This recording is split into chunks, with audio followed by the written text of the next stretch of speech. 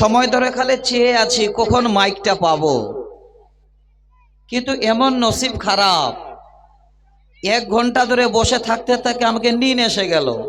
ভাবলাম যে নিচে ঘুমাবো ওখানে পিছনে, তো যাক আপনাদের দেখে নিনটা আবার ভেঙে গেল।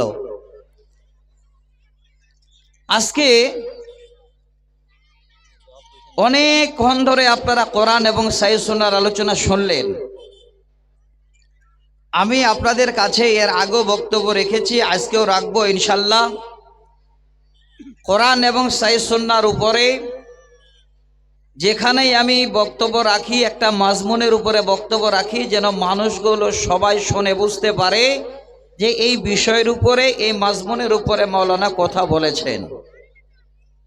তো আমার ভাই, আমি আজকে যেই বক্তব্যটা রাখবো, যেটা আমার মাজমুন, উর্দুতে কি বলে আমি জানি না, আমরা বাঙালি মানুষ বাংলায় চর্চা বেশি করি।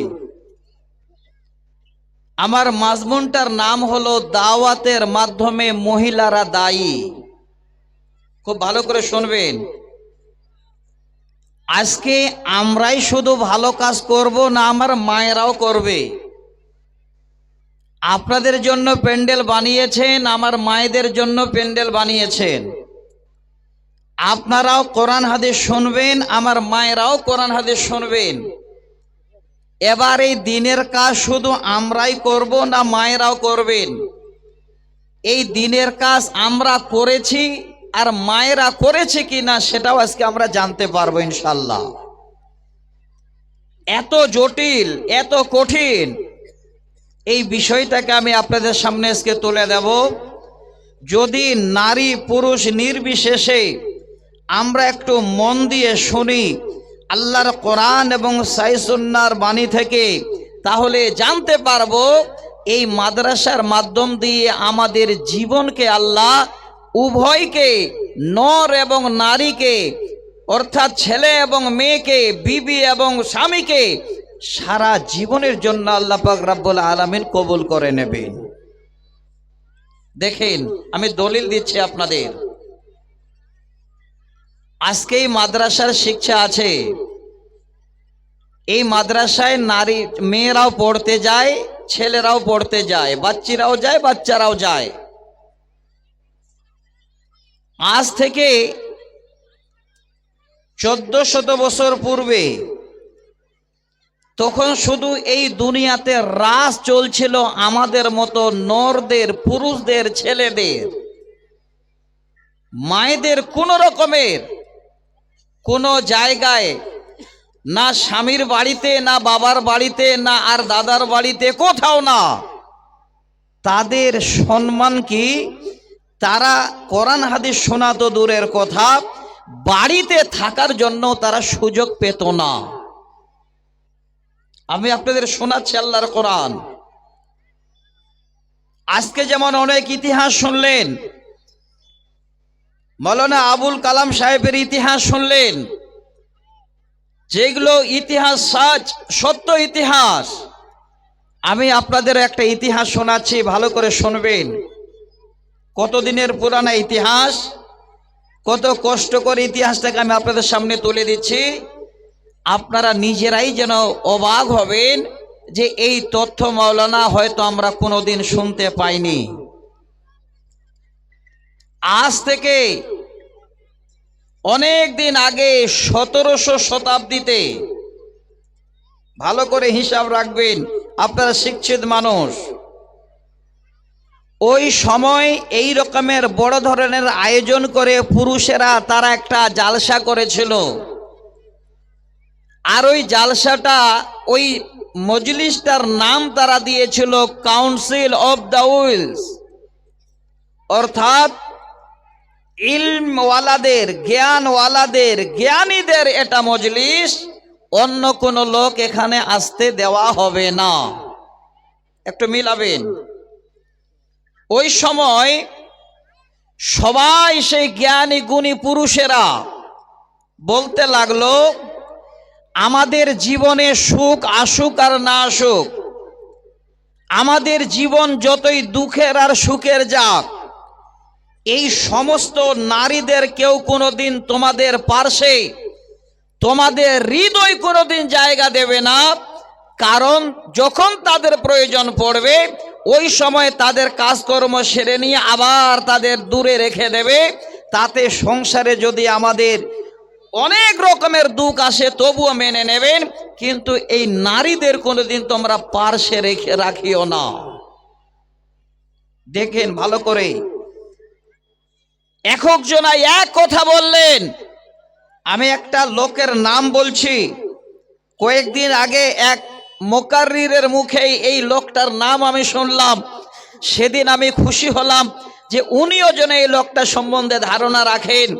ওই অধিবেশনের সব থেকে নামি দামি লোক যে ছিল, সব থেকে জ্ঞানী, ওই লোকটার নাম ছিল সক্রেটিস। সে এবার শেষ ভাষণে বলল, হে জ্ঞানী গুণীরা, পৃথিবীর বুকে যত রকমের ফিতনা, যত রকমের খারাপি, যত রকমের পুরুষের জন্য ধ্বংসের লীলা, পৃথিবীর বুকে যত রকমের নোকসান, সমস্ত রকমের দায়ী হলো এই নারীরা। অতএব কোনোদিন তোমরা তাদের ধার পার্শ্বে আসতে দিও না। আজকে যদি কোরআন না আসতো, আল্লাহ রসুলের হাদিস আমরা না পেতাম, এই মাদ্রাসায় যদি কোরআনের তালিম না হতো, তাহলে আজকে আপনাদের দুইটা প্যান্ডেল বানাতে হতো না, টেন বানাতে হতো না, একটাই বানানো হতো। আর মায়েরা বাড়িঘর ছেড়ে ইদিক উদিক করে, হয়তো কান্টার পিছনে, কেউ হয়তো ফাঁকা রাস্তায়, কেউ হয়তো ইদিক উদিক ছত্রভঙ্গ হয়ে ঘুরে বেড়াতেন। কিন্তু আল্লাহ আমাদের কাছে একটা নামি দামি ধর্ম দিয়েছেন। এই ধর্মের নাম হলো ইসলাম। খুব ভালো করে শুনবেন, এই ইসলাম নামক ধর্ম পৃথিবীর বুকে সমস্ত রকমের বাচ্চা থেকে বুড়ো পর্যন্ত যত নর নারী আছে, সকলের জন্য ঠিক বয়স হিসাবে তাদের সম্মানের জায়গা দিয়েছেন। কোরআন শোনেন, আমি আপনাদের অনুরোধ করছি, বেশি নয়, আধা ঘন্টা থেকে 40 মিনিট। আপনাদের হয়তো চিন্তাধারা চেঞ্জ হয়ে যাবে যে আল্লাহ কোরআনের প্রতিষ্ঠানগুলোকে আমাদের বাঁচাতেই হবে, নচেত আমরা এই রকমের জায়গা থেকে মাহরুম হয়ে যাব। কি বলছেন? আল্লাহ পাক স্বয়ং নিজ জবানে আমাদের জন্য উভয় যেন আমরা সংসার জীবনে সংসার করতে পারি, ছেলে মেয়ে আমাদের সংসারে আসে, ওই ছেলে মেয়েগুলোকে কোরআন হাদিস শিক্ষা দিতে পারি, তার জন্য আল্লাহর তরফ থেকে বাণী আসলো। আল্লাহ পাক বলেন, বিসমিল্লাহির রহমানির রহিম।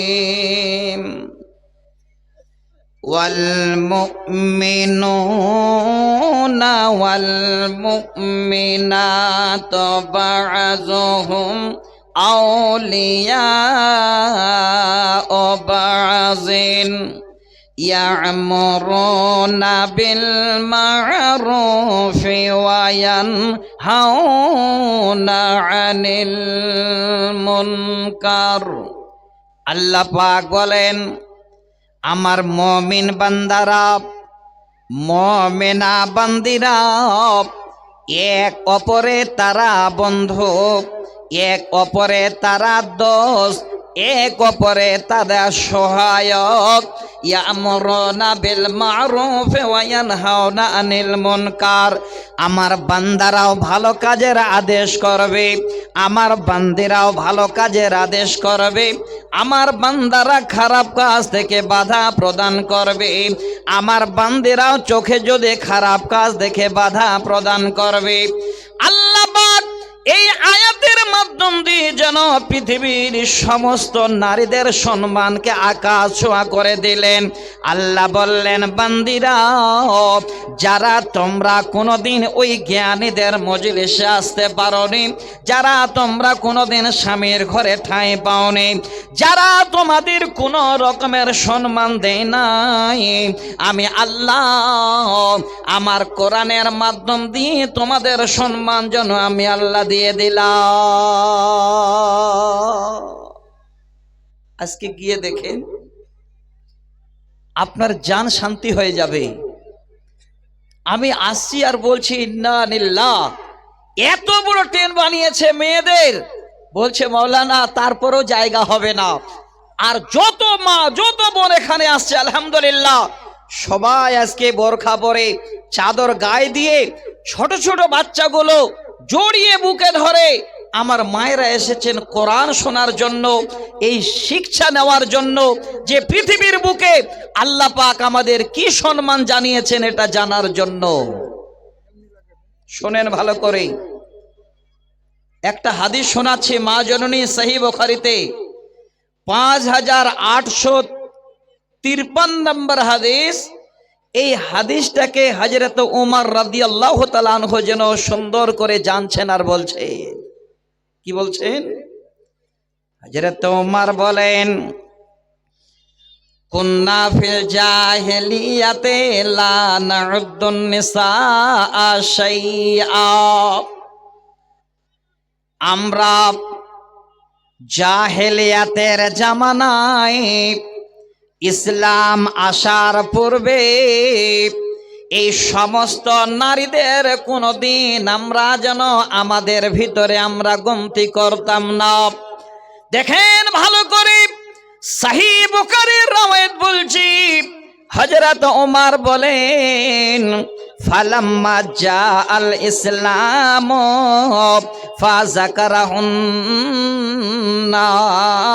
ফাযাকারাহুন্না, এবার যখন ইসলাম এসে গেল, ওয়াফারাইনাহু আলাইনা হাক্কা, হযরত ওমর বলছেন ইসলাম আসার পরে আমরা জানতে পারলাম, আল্লাহর দ্বীন আসার পরে আমরা জানতে পারলাম ইসলামের ভিতরে এই নারীদের যেন সম্মান আছে, এই নারীদের হক আছে, এই সমস্ত মেয়েদের হক আছে। হযরত ওমর বলেন ইসলাম আসার আগে আমরা কোনোদিন মেয়েদের গন্তিতে ধরতাম না। তারা ছিল বেকার, তারা ছিল বেকার। অথচ আমার মা, হে বোন, এবার আপনারা বলবেন মাওলানা এই সম্মানটা আমাদের কে দিল? আজকে এত সুন্দর ট্রেন আমাদের জন্য 50,000 টাকা খরচ করে বসার জায়গাটা কি করে পেলাম? আমি 4টা পয়েন্ট আপনাদের তুলে দিচ্ছি। নারীর দাওয়াত দানের প্রয়োজনীয়তা, আমার মায়েদের কেন কোরআন হাদিস শোনাতে হয়, আমার মায়েদেরকে মাঝে মধ্যে কেন জালসা শোনাতে হয়, আমার মায়েদেরকে মাঝে মধ্যে কেন ওয়াজ নসিহত করতে হয়, এই প্রয়োজনটা কি, আমি 1 নম্বর পয়েন্টটা আপনাদের বলছি। আমার মা খুব ভালো করে আমি শুনতে বলছি আপনাদের। এক, দ্বিতীয়ত যত জালসা কমিটি আছেন আমি আজকে আপনাদের সতর্ক বাণী দিচ্ছি, যারা দায়িত্বে আছেন ভলান্টিয়ারের, একটা করে হাতে লাঠি নিও নাই, প্রয়োজনে 2 হাতে 2টো করে লাঠি নিয়ে এমন করে আপনারা ঘেরাও করেন যেন কোনো একটা নারী কোনো রকমের কেলেঙ্কারিতেই জালসাতে না জড়ায়, নচেত এই জালসা কমিটি আপনার আল্লাহর কাছে ধরা পড়বেন। প্রয়োজন আছে। নারীদের কেন কোরআন শোনাতে হয়, মায়েদের কেন ওয়াজ শোনাতে হয়, মায়েরা কেন কোরআন শুনতে আসেন, আমি আপনাদের 2 থেকে 4টা হাদিস শোনাচ্ছি, খুব লম্বা করছি না।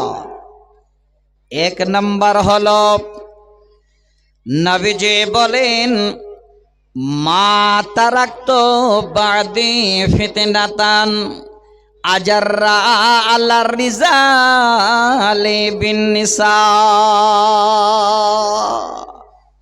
ওরে আমার ভাই, ওরে আমার দিনী বন্ধু, যারা কোরআন শুনছেন, যারা সুন্দর করে মুখে দাঁড়িয়ে রেখেছেন, নবীর সুন্নাত পালন করছেন, যারা টুপি পরে আজকে এখানে কোরআন শুনছেন, খুব ভালো করে শুনে নিন। আল্লাহর নবী সতর্ক বাণী দিয়ে চলে গেছেন, তিনি মদিনায় শুয়ে আছেন। নবীজি বললেন, মা তারাকতু বাদি ফিতনাতান আজাররা আলা রিজালি মিনান নিসা। নবী বলেন, আমি চলে যাওয়ার পরে এই সমস্ত পুরুষের জন্য সব থেকে একটা বড় ফিতনার বস্তু ছেড়ে গেলাম। সব থেকে ছেলেদের জন্য একটি ফিতনার বস্তু আমি রেখে গেলাম। এই ছেলেদের ফিতনার বস্তু হলো পৃথিবীর বুকে সমস্ত নারীরা। এত বড় ফিতনা। আপনি টুপি দিয়ে বেড়াচ্ছেন, আপনি নবীর সুন্নত রেখেছেন, আপনি 5 ওয়াক্ত সালাত আদায় করছেন, আপনার বিবি আছে, আপনার 2টা ছেলে আছে, 2টো মেয়ে আছে, তারপরেও যদি মনে করে ওই লোকটাকে আমি বেইজ্জত করে দুনিয়াতে ছাড়বো, এই নারীরা বেইজ্জত করতে 1 মিনিট লাগবে না। আল্লাহ রাসূল এমনি বলেননি হাদিস। একটু ধৈর্য সহকারে শুনবেন। মনটা আমার ছটফট করছে। আমার টাইম ছিল 9:30টার সময়, কিন্তু দুঃখের বিষয় সময়টা পেতে পেতে এমন হলো, আগেই তো বললাম আমি নিন চলে গিয়েছিলাম, কিন্তু আপনাদের দেখে আবার চেতন হয়ে গেছি। দয়া করে একটু শুনবেন। আমি অনুরোধ করছি আপনাদের, আজকে যারা এখানে বসে আছেন জীবনে কিছু নিয়ে যেতে পারবেন, আপনারা আমরা একটু সতর্ক হয়ে চলবো, নচেত আমাদের কক করে ধরবে আর এইরূপ করে মাথাটা নিচু করে সমাজের কাছে মাটিতে আমাদের মাথাটাকে ফ্যান করে দেবে। তারা কারা? এই নারীরা। আমার মায়েরা এখন রাগ করবেন। ছোট ছোট বাচ্চাকে কোলে করে নিয়ে এসে আমি জালসা শুনতে আসলাম, আর এমন মাওলানা আমাদের দোষ দিতে লাগলেন, আমি জানলে হয়তো বাচ্চা নিয়ে আসতাম না। মা, এই দোষটা আমার নয় গো মা, এই দোষটা হলো আপনাদের। আমি আপনাদের আবার একটা হাদিস শোনাচ্ছি। আল্লাহ রাসূল আবার বলছেন, বুখারী মুসলিমের হাদিস। নবীজি বলেন, ইন্নাদ দুনিয়া হুলওয়াতুন খাজিরাতুন ওয়া ইন্নাল্লাহা মুস্তাগলিফাকুম ফিহা ফায়ানদুরু কাইফা তা'মালুন ফাত্তাকুদ দুনিয়া ওয়াত্তাকুন নিসা ফাইন্না আওয়ালা ফিতনাতি বানি ইসরাঈলা কানাত ফিন নিসা। এবার আমার মায়েরা, যেমন সাপ খেলা দেখাতে গেলে সাপ যেন ফেনা তোলে, আবার সাপের সামনে যখন একটু এই রকমের কিছু জড়ে নিয়ে যায় মাথাটা নিচু করে নেয়। এই হাদিসটা আমার মায়েদের জন্য মাথা নিচু করার জন্য নবী দিয়ে গেলেন। অর্থটা বলছি, আল্লাহর নবী বললেন, ইন্নাদ দুনিয়া হুলওয়াতুন খাজিরাতুন, এই দুনিয়াটা হলো আমাদের জন্য যেন একদম সবুজ, এত সুন্দর মনোরম। আল্লাহ রাসূল বলছেন, ইন্নাদ দুনিয়া হুলওয়াতুন খাজিরাতুন ইন্নাল্লাহা মুস্তাগলিফাকুম ফিহা। আল্লাহ রাসূল আর বলছেন, ওরে উম্মত, আমি আল্লাহ তোমাদের এই দুনিয়াতেই যেন প্রতিনিধি করে পাঠালাম, তোমাদের একটা করে মডেল করে পাঠালাম।